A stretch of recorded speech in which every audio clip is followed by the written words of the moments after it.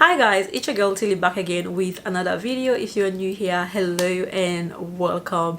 Today's video I'm gonna show you guys how I achieved this fall slash awesome makeup look. I posted this look on my Instagram yesterday and it get quite a lot of views compared to my other videos, so I felt like I did something right and I wanted to share it with you guys, and we're gonna have a bit of a live update slash chit chat. So with all that being said, let's dive into today's video.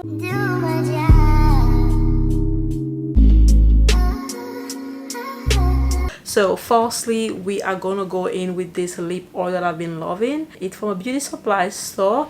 It says it's from NK Makeup and this is their pure lip oil, and when I tell you this oil is so good and it glides on so smoothly on the lip and it's not sticky at all. I really love it. Now we are going to prep my skin. So for my skin, I am using this Australian brand. They are called Ethan Australian Enrich, and this is their balancing moisturizer. They gifted me this early this year and I recently started using it and I was like, oh my god, this moisturizer is so good. Why am I only using it now? Because it is so rich. One thing I have learned is a good base actually gives you good makeup. It's very important for you to prep your skin before you put on makeup. So for today I'm gonna use an oil primer. I actually bought this in London last year and it's so good. Honestly, I love this. If you like a glowy base, I would definitely recommend for you to use an oil primer. Now that my skin is all prepped, we are gonna go into my eyebrows, and for my eyebrows today we are using the Precise My Brows pencil from Benefit. I did have a get to know me video on my channel before, but I deleted because I felt like the quality was really bad. And you know when you get to that stage where you start going through your YouTube channel and you feel like you're very stagnant, you're not growing, and you start thinking, oh, why am I not growing? Other people are growing. Is it because my quality is bad? You just start deleting stuff. That's what happened to me. So I deleted my get to know me video. I wish I never did, because I feel like when people come to my channel, they have no idea who am I, what I'm about. So if I go to somebody's channel and all I see is vlogs, nothing really that I can feel connected to you, why will I subscribe? I can watch the vlog and then call it a day.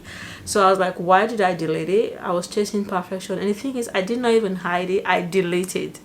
That was a mistake I made. But now, you know, we learn from our mistakes.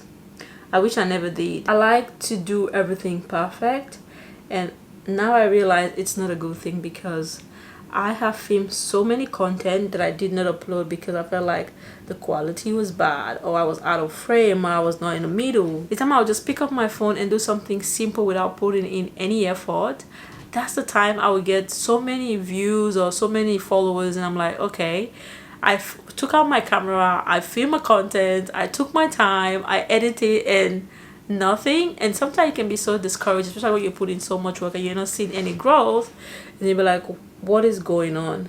So that was the reason why I deleted that. But now I'm not doing that anymore, because as long as I'm happy with what I post and it's true to me, and even if it's one view, I'll leave it on there, because like, why do I want to put myself through that? Chasing perfection, which I know I will never have. Nobody is perfect, and regardless, you will never be. You will still have one or two things that you feel like it's not perfect, and that's okay. Definitely okay. I am currently using, this is the Hourglass, is it Hourglass? Yes, Hourglass concealer, and this one is in the shade, let me see, it's in the shade Velvet, and I have been using this for quite a while, but I bought this particular one in America. Since I run out, I didn't buy it, I just stopped using it, and I was using the Born This Way concealer by Too Faced, but I love two of them anyway. I normally use the Velvet for like my base, and then I add the Born This Way like for my brighter concealer. But yeah, they are both good concealers for me. I really love the formula, and it's so smooth, especially the what do you call it? Especially the hourglass one. It's so smooth. Like, I'm not too good at makeup products. I'm not too familiar, but when I put it on my skin, I can tell this is a good prime. This is a good concealer. Anyway, so yeah, that was the reason why I deleted it. But now I'm not gonna delete anything, even if it's bad. I'm just gonna post it. And if it doesn't have a view, the next one will have. If it doesn't have, then another one will have. So that's why I decided to do like a live. That's why I decided to do like a live update, because I feel like I don't have anything on my channel that says what I'm about or who I am or where I live or anything. So we're gonna start with that. My name is Matilda, but I love to be called Tilly because I feel like it's easy, it's easy and fun to pronounce. When someone call me Matilda, I feel like I'm in trouble. I feel like I've done something wrong. Like, why are you calling my name like that? So I prefer to be called Tilly. When you call me Matilda, I feel like you know me and I've done something wrong and they're about to like punish me or something. That is why I love to be called Tilly. But anyway, and then I have a middle name and then I have my last name. So if you look at my channel, it said Tilly Freeman. So my last name is Freeman. Yeah, Morgan Freeman is my granddad. No, I'm joking. Yeah, and my last name is Freeman. And yeah, where do I live? I live in Australia, Sydney, as of right now. I was born and raised in Sierra Leone, which is in the west part of Africa, and I relocated here when I was like 20. As of today, I am 30 years old. Oh, that sounds so old. When I tell you, for me to accept that I was 30 years old, it took me forever. So it's okay if you're feeling a bit of emotion, like, oh, I'm 30, or I'm getting old. I was like that. When I turned 30, I was like, wow, I'm 30. And you know the big deal about, you know the thing on the internet where everybody's like 30. Now I'm using the Hourglass foundation. I have used it once and this foundation is so good. We don't have it in Australia, so I really use like really tiny bit because I want to have it for a long time. I'm planning on going back to America anyway, so if I do go or go to England because one of my friends is getting married, then I'll buy it again. But as of right now, we don't have it in Australia. So I wish I got one shade lighter, but it's good. It's still fine. I can work with this. But a little goes a very, very long way. Look at that. And it's so glowy. I love this foundation. I wish we have it in Australia, but we don't. Anyway, back to what I was saying. When I turned 30, I was like, oh my god, I'm so old. And I started feeling the pressure. As an African, born and raised in an African home, the moment you even turn 27, they're expecting you to bring a husband. Everybody, where is the man? Where is the man? Leave me alone or let me breathe. Because like, hello, when you're younger, they'll tell you go to school, you need to go to school, forget about all these boys, school is very important, you can always have boys. And as soon as you finish school, they start asking you to bring the husband. How do you expect me to bring a husband at the moment I decided, or the moment I am graduating from school? Life doesn't work like that, baby. Mommy, daddy, life doesn't work like that. I need to date. We need to get to know each other. I need to get to know them before we get to that point where, okay, now we want to get married or we're thinking about getting married in the first place. But African parents, they want you to go to school, forget about the boys, and then the moment you turn 27, going to 30, they're expecting you to bring a husband home. And that's not how life works. For you to have a husband, or for you and your husband to even talk about getting married, you need to date. You need to get to know each other. You need to see if it's this person that you're going to spend the rest of your life with. But imagine having to bring a husband home that you don't even know. How is that going to work? So that's another thing. So don't let anybody pressure you. If you just turned 30 or you're 27 or you're 26 and family is putting pressure on you to bring a husband, tell them, mommy, give me time. You asked me to go to school and I've gone to school. Now I have the bachelor's degree. Let me take my time to find a husband. Okay? So you can tell them that. I think that's one of the things these days. And especially this our generation, men that are in their 30s are not ready to settle down anytime soon. So if I'm gonna find a husband, I need to find someone that's 35 upwards, that they got their life together and they're ready to settle down. But women tend to grow quicker compared to men. Mature, I don't want to say quicker. Women tend to get matured compared to guys. So it's only few, I would say 10% of the men that are in their 30s right now, I want to just get married, have kids. They have gone to school, they have their bachelor's degree, and they want to just explore and see what's out there before they decide to settle down. Because then when they settle down, there's no time to be going to party. Automatically you have responsibility, you have a wife, you're gonna have kids, and you're gonna raise those kids. Those kids are gonna look up to you, and you don't want to do anything stupid. So sometimes I understand where the boys are coming from, or where the men are coming from, not wanting to settle down in when they're 30. So that's fine. So tell mommy and daddy, no pressure. When I'm ready to settle down, or when the husband come, I'll bring the husband to you. Another thing, the last time I did a live update, I was working in mental health. Well, as of today, as of right now, I no longer work in mental health. I work in child protection, which I love, which I enjoy. It's quite rewarding. It's still under what do you call it? It is still under social work. I'm gonna use this palette. This is from Milani, they're called. I love this palette. It have like eyeshadow, blush, everything in there. So I'm gonna go in with the bronzer. I'm gonna use it as an eyeshadow because we're going for like an autumn look, and this is what I've been using anyway. I just go in with that so that my eyes doesn't crease. It doesn't really give it too much color because it's a bronzer, and I love that. I love that the autumn look. I was talking about my work, so it's still under the same. I used to work in mental health, but now I work in child protection. It is quite rewarding because on a day-to-day basis, I get to help someone that need help. I deal with trauma kids, foster carers, kids in the system, kids that are under the prime minister. Those are the kids that I deal with, and I love my job. I see them on a day-to-day basis, and they look at my life.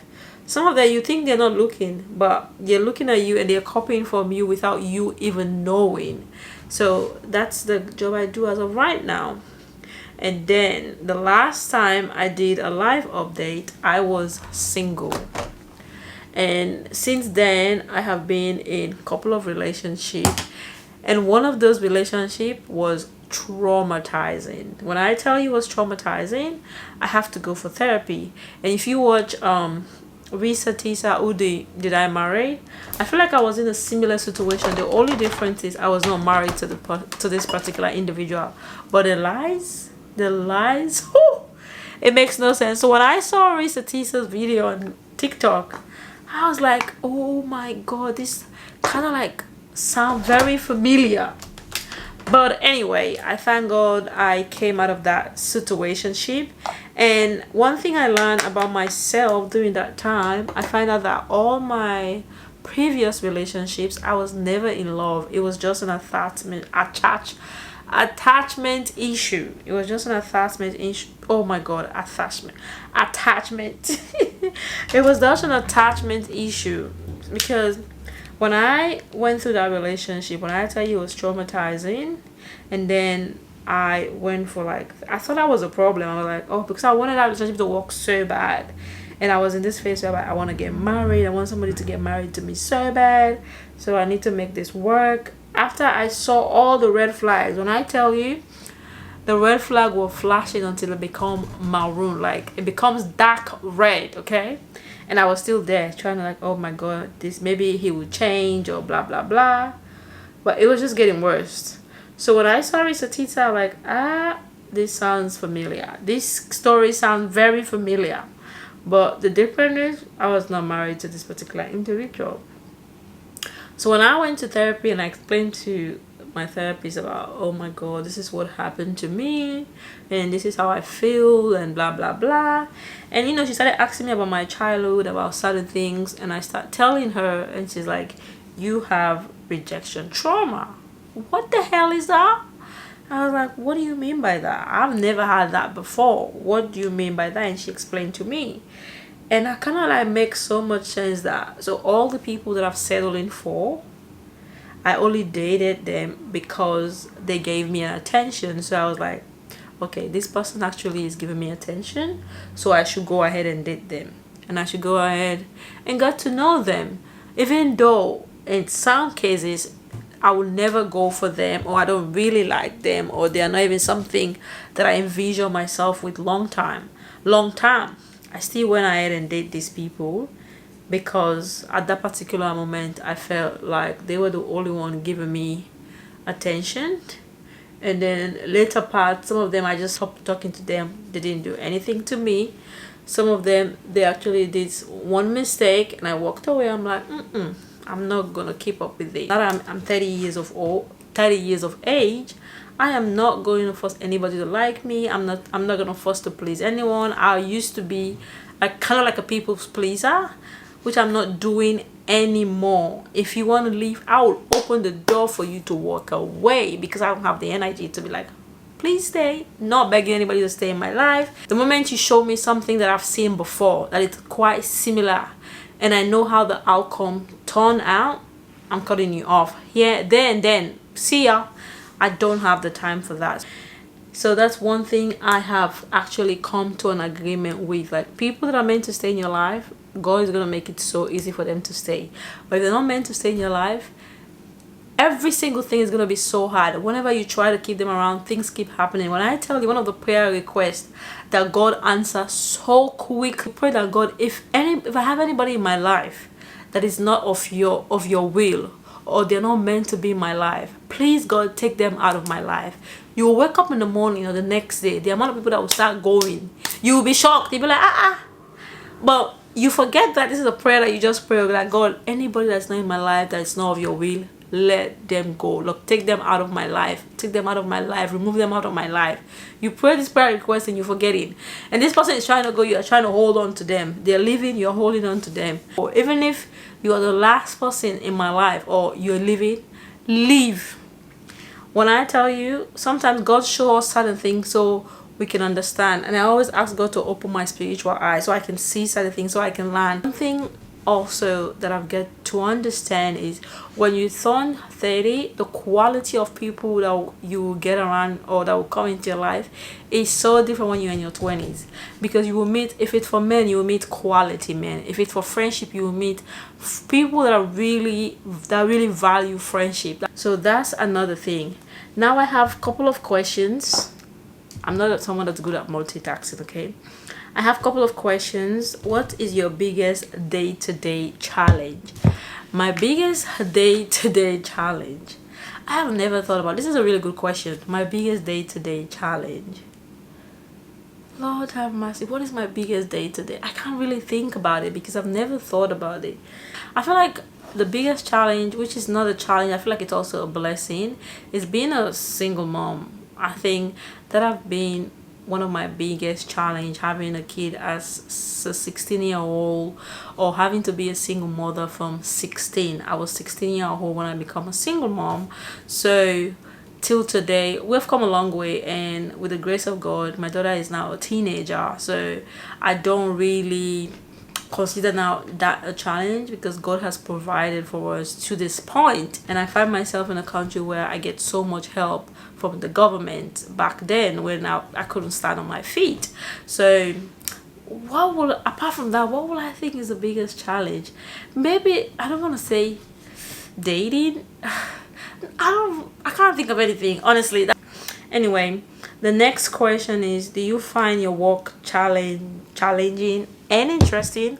I just already answered that question. I do find my work very interesting and rewarding, because I help people. Not only people, I help kids. I'm looking for my lip gloss, and for some reason this lip liner is not lip lining. I don't know, it's just not gliding on. Is it because I have lip gloss on my lips? Okay, I just wiped the lip gloss just to see if it will still go on without the lip gloss.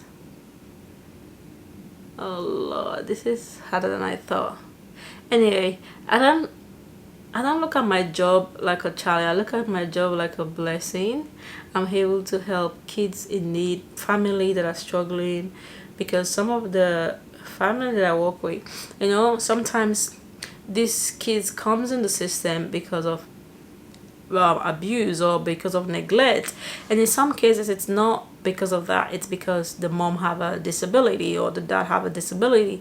And me being a single mom for quite a long time, and I imagine if I was in a situation whereby maybe I went to work, or I was trying to make a hands meet for me and my daughter, and someone thought I was neglecting her and take her into custody. So I try to put myself in those people's position.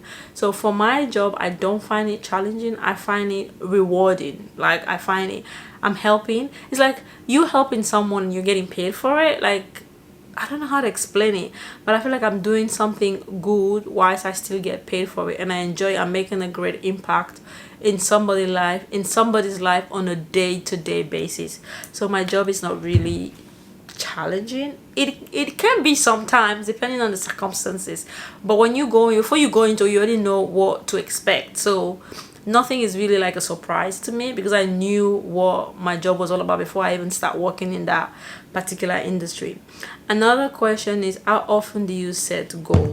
How often do I set goal? I started writing goals, but I feel like the more I write it down, the more pressure I felt, and I never accomplished those goals.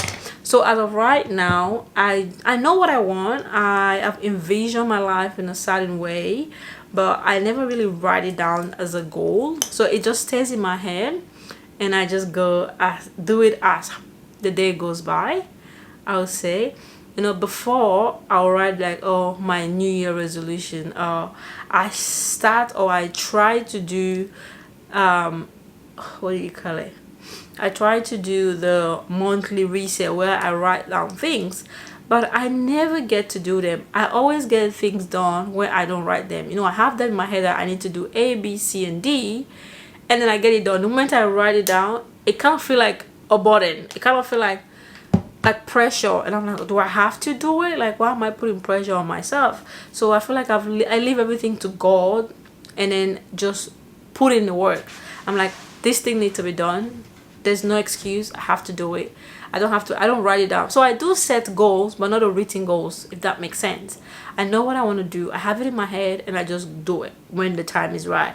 Because I feel like when I used to write my goals, I never get them done, and I never achieve them. That's for me personally. I'm still trying to see if it's something I can work on, like writing my goals, do a vision board, which I used to do before, and I get to find out that really they're not working. It's not working for me. It's not for me. But I'm not giving up on that. I will still like give it a go. The lip gloss that I just used is from Morphe, just in case you're wondering. It's actually giving autumn. Like, what do you think of my makeup so far? It looks good, right? Coming together.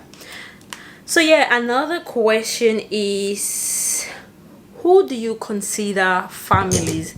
Why are this question so deep and so hard? Like, okay, who do I consider family? Family is anyone that consider me family, regardless we're from the same mom, same dad, bloodline, not bloodline. If you consider family and you treat me like one, I am gonna do the same. What does your dream life look like? My dream life, I don't know. My dream life is in the hands of God. I might have something that I want for myself, but I'll leave it up to God to make that decision, not me. Okay, so that's God's will.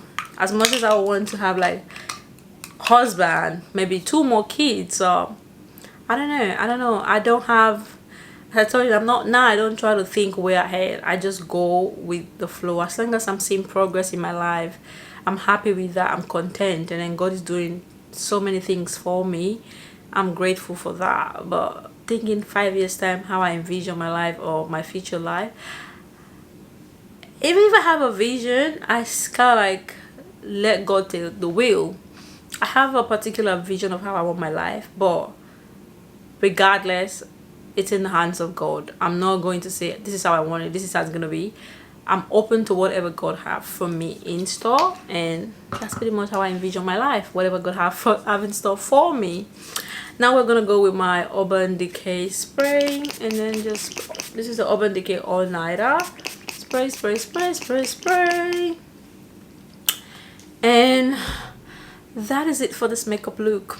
Did I forget anything? I kind of feel like I left something out for some reason, but if not, this is the makeup of the day. I hope you guys enjoy my chit chat, or I'm all over the place. Me saying bunch of nothing. I hope you guys enjoyed this video, and I will see you guys on the next one. Don't forget to subscribe, like, comment, all the good stuff. Until then, bye bye.